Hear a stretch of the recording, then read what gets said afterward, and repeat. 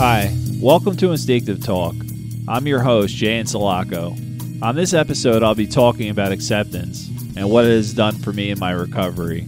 I've been living with bipolar disorder type 1 and addiction issues since 1995. Throughout the years, I struggled with fear and acceptance. The fear was caused by the unknown of 12-step programs and the world of mental illness.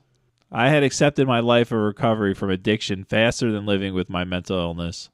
For me, it was easier to accept not taking drugs and alcohol because I could physically control not taking a drug or a drink, which put me in the driver's seat. But for my mental illness, I couldn't accept it. Because of my mental illness, I had no control over my mind and my stability. During my first stay at the psychiatric hospital and rehab, which was right after my drug-induced manic episode, I don't think I realized how my life has changed. It was only after I was released and had to go to a day program and a 12-step meeting that I started to know fear and acceptance. Was this going to be my life for the rest of my life? A life filled with psychiatrists, psychologists, and 12-step meetings? Was I really going to have to change people, places, and things, which was everything my life consisted of? My whole world was going to change. The best thing I learned from the 12 steps is acceptance. Acceptance is step 6 of the 12 steps. It's accepting character defects exactly as they are and becoming entirely willing to let them go. I couldn't do this. I just couldn't let go of my diagnosis of mentally ill. I had to come to terms with living life on life's terms. But how? I was told one day at a time. Living life one day at a time turned out to be too difficult. I had to look at living life moment to moment. No more, no less. It made it easier to accept my sobriety because I had the choice and the will not to use. I'm not saying it was easy, but more manageable than accepting my mental illness. As for my bipolar disorder, I had to be open and willing to take my medication as prescribed and to be proactive with my doctors, which was my psychiatrist and my psychologist. This would mean I would have to accept that I didn't have control over my mind. I couldn't accept that.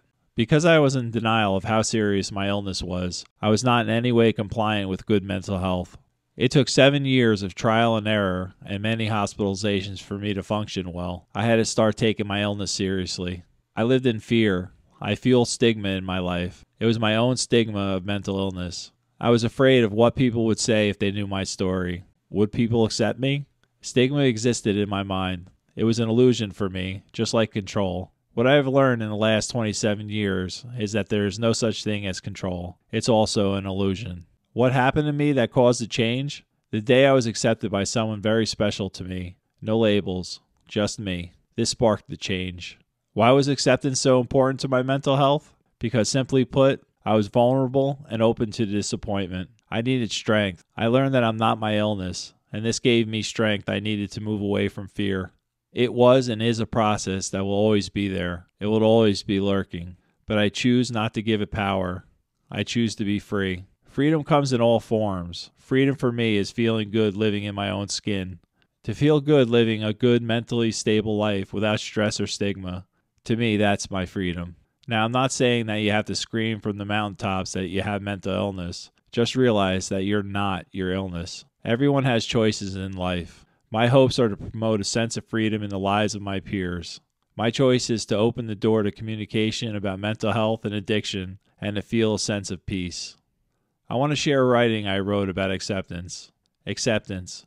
I give in for no excuse. I see me for what is truth. I can feel without a word. I feel free when it is heard. In a message, I hear your voice. Over the pollution, it's just noise. You know when. It's the time to let go. This time is mine. In the present, I need you. In solitude, you make me new. In the moment, I feel peace. In acceptance is when I'm free. Acceptance. I want to thank you for listening to this episode of Instinctive Talk about acceptance. It would be much appreciated if you could write a review about the podcast and share it with someone who might need to hear it. Thanks again for listening. Tune in 2 weeks for the next episode of Instinctive Talk.